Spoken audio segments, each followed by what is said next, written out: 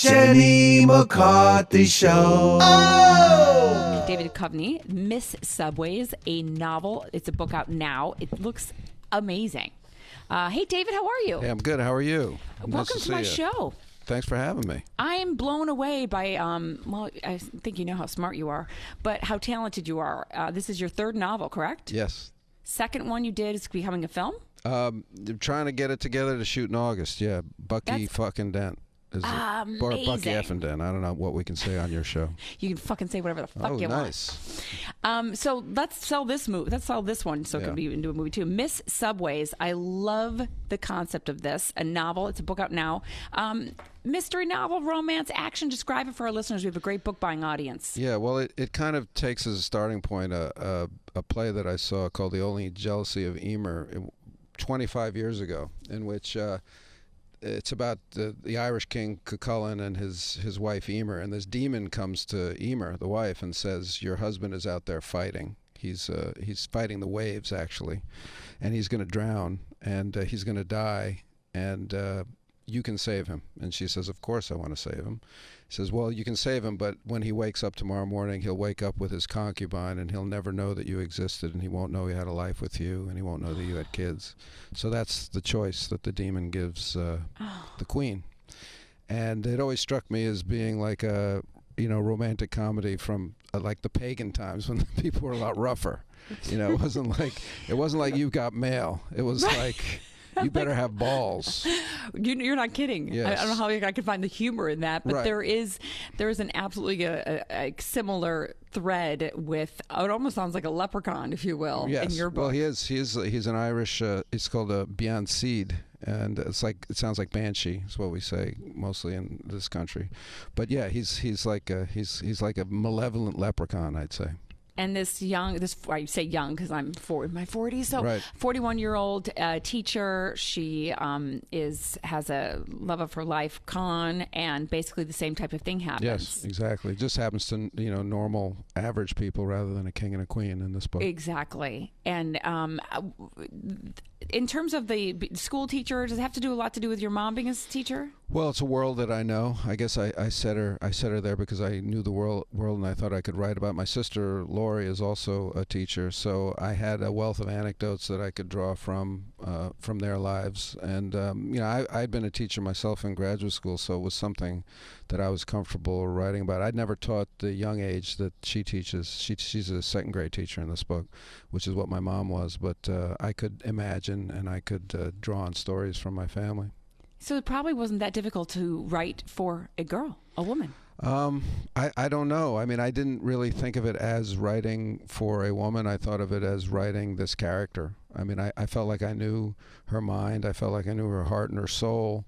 Whether or not this was female or male, it was a mind, it was a heart, it was a soul. I didn't think of it as man or woman. You'd mentioned something about how actors have to do that in general, how we have to jump into someone's right. lives and do that. So that's really essentially the same for a writer. What would be the difference?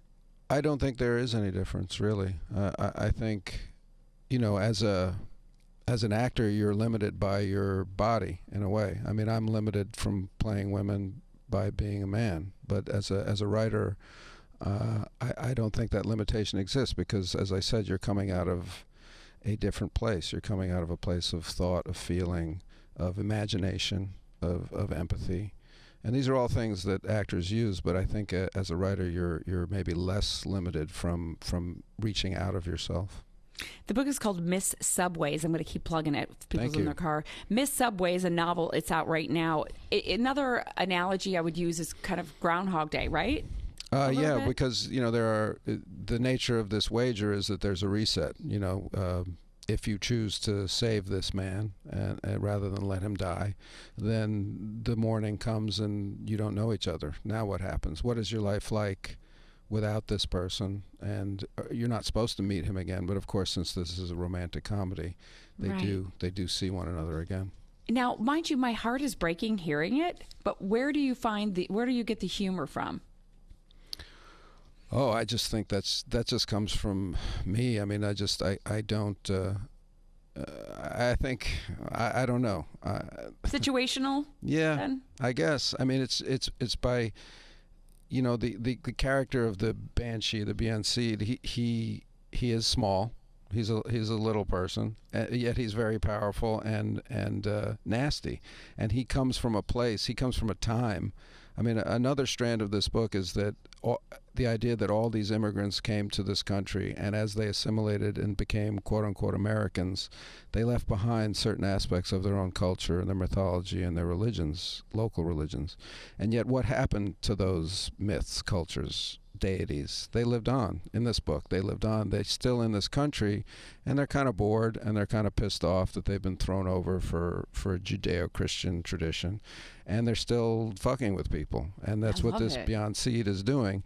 And he says to this woman, I represent a time when love killed, when men and women loved hard, from a primitive time, and that's the way I want your love to be. He says your love has grown cold, your love has grown content, your love has grown easy. And what I'm doing with my wager is I'm getting you in touch with your animal nature, the animal nature of your love. Oh my God, it's like breaking my heart just feeling it. I hope this one becomes a film also. Who do you see playing it if you could cast someone? Well, I guess I say she's 41 in the book. I don't know. I mean, you don't think about that when you're writing? No, I mean, I don't, because I feel like that in a way that's limiting. In a way, once you assign a look. I've heard other writers say I wrote this with somebody in mind, but I don't. I kind of, I just. I had these images of Miss Subways. The first Miss Subways is on the cover of that book, and that that was from 1941, I think. So I had these kind of images of these women. It was a contest in New York. It was a local kind of a beauty pageant up until the mid-'70s.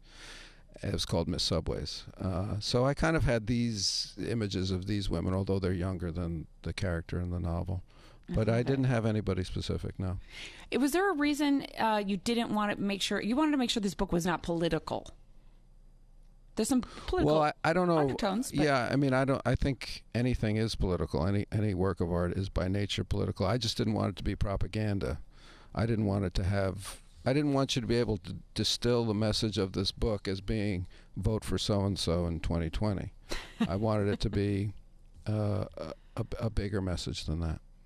You had stated once, I was interested by this, I'm frightened by the possibilities of my own lack of talent. Sure. And I sat with that for a while last night going, which to me, I'm very surprised by, because you seem so intelligent, talented. So where does that come from? I don't know. I think it's just human nature. I think some of us are just born that way. I don't think of it necessarily as a bad thing anymore. It just kind of keeps me moving forward and wanting to do other things, I think. I guess the flip side is it could also lead to depression, but I think it's really like a thorn in my side more than anything else. So that is kind of like a little bit of your motivation. I think so. My motivation has always been, I grew up without any money, so I'm terrified of always not having it again. I have that too. I have that one too. Maybe that's why I related to you. That's a thorn in my other side. Maybe that's why I related to you so much. Yeah. There was a quote by your mother that I giggled. She said, I talked to my mom about this. Can you believe Trump's mom is Scottish? Yeah. And she's horrified. He said, adding that since his mother came to New York by marrying his Brooklyn-born dad, I'm an anchor baby. Yeah. So is your mom just out of her mind? Yeah, well, she's the Scottish people are very proud. They're very proud of Scottish. Yeah, yes. McCarthy, sure. Mm-hmm. So, growing up, we lose to the Irish in terms of writing. I mean, the Irish have all the writers, and my mother would always say, Robbie Burns. We have Robbie Burns. That's all we have is Robbie Burns. So she's very proud of being Scottish, and the Scottish are proud people. So the idea that Trump's mom is actually Scottish is, it's very disturbing to her, and she doesn't like to think about it. We won't make her think about it anymore. David Duchovny, I'm talking to. His book is called Miss Subways, a novel. The book is out right now. How easy is it and comfortable is it? Because I've written 11 books. Wow, to get 11? 11. Jeez. To get lost into that world that you don't want to leave it. I feel like I'm abandoning them sometimes. Mm-hmm. Sure. I don't feel like I know what you're saying, and I kind of agree just from a different perspective. It's not that I don't want to leave. I feel like I only have a short time that I'm allowed to be in that world, and like I've got to get it done. So when I'm writing, I'm really aware that I might have to take an acting job. I might have to, I know I'm going to have to go be a parent when my kids come home from school. I know all these things are going to kick me out of this world, and I'm only going to be able to sit down for so many days, for so many weeks, for so many months before that inspiration gets old to me or I lose it. So sometimes I get scared when I'm writing, like when I'm into it, when I've gotten into that world, that I'm going to get pulled out and then I won't be able to get back in. That makes total sense. It sounds like you work well too with a little bit of time pressure. I like time pressure. I write fast. I write quickly. I write hard. I mean, I get up early and I go, and then I'm done. How long does it take you to write a book? Well, they're all different. I mean, the first one was pretty short. I think compared to other writers, probably pretty short. But I hate to tell you. I would hate to tell you how short, because then people would all of a sudden start seeing that in the book. They would say, and it shows. Then don't say it. Then by all means, don't say it. Yeah. I know that some people write really, quickly. I write fast, and I like a deadline. If you said to me, smart. I need a novel in 3 months, I would love that. I would love that. Wow. God, that's awesome. I mean, I guess I would do the same thing if I was broke Well, and I need the money. Put a gun to my head and tell me I'll be in the gutter. Tell me I'll be in the gutter unless I finish this book. It's true. My son was diagnosed with autism. You'll have it by 5 p.m. Yeah, and I was like, speech therapy you need? Oh, hold on. Let me just Let me just write a book real quick. Right. The book is called Miss Subways. It's available right now. I got to bring up the fact that you were on SNL. Mm-hmm. You hosted twice, 95, 98. Exciting or terrifying? Because I only regret Both. one thing in my career was turning down SNL to host it. And why did you turn it down? I'm dyslexic, so I was so afraid of the cue cards. Well, you can't do it without the cue cards. It's not possible to do that show memorized. In fact, I think you'd be worse at it if you memorized, so that's a legitimate concern. It is. Lauren Michaels still mad at me to this day for turning it down, but I'm like, I don't know. Well, you're a natural for that, too.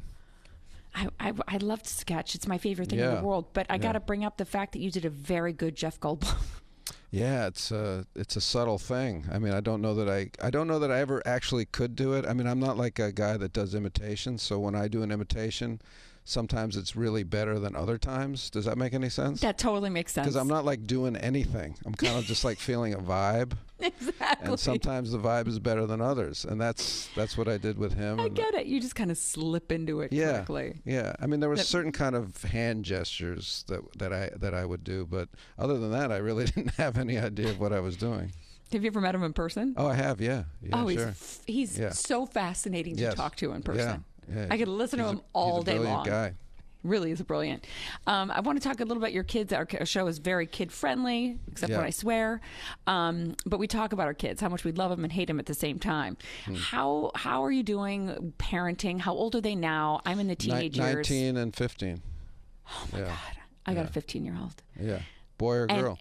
Boy. Yeah, 15-year-old boy. Starts driving next week. And do they live in L.A.? No, they live in New York. That's why I'm here. Thank God. Yeah. Well, New York is a great place for a kid between the ages of, I think, like 11 and 17, because you do have a lot of independence, and it's tough raising kids in LA. You know you have to drive them, and they don't have much independence. So when I look at a kid's life, I think they've got a pretty good life in New York, where they can get on the subway and really be independent and go wherever the hell they want within the city. So it's pretty cool. Sounds like you're a free-range parent. I do let them free range. Smart. That's why I live in the cornfields of Illinois.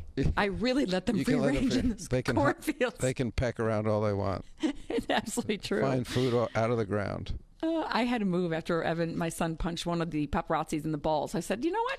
I think it might be time to go. Well, it's probably the only place he could reach. It's exactly right. Yeah. He was 7 years old and was like, Wham! You just came out of a bush It was eye level. and scared my mom. I like the way you turn your punch over there. That's good. I know, right? It was very Karate Kid. I just interviewed them. I was practicing in the mirror. David Duchovny, I'm so excited about this book. I want everyone to pick it up. You guys, my big book club that listens to me, this is one of those books. It's an amazing novel, Miss Subways. I can't wait to finish it. It's available right now. Come back anytime if you're in New York. I'd love to have you. It was a pleasure. Thank you. Thank you so much. We'll be right back, you guys. Thanks. Jenny McCarthy Show. Oh!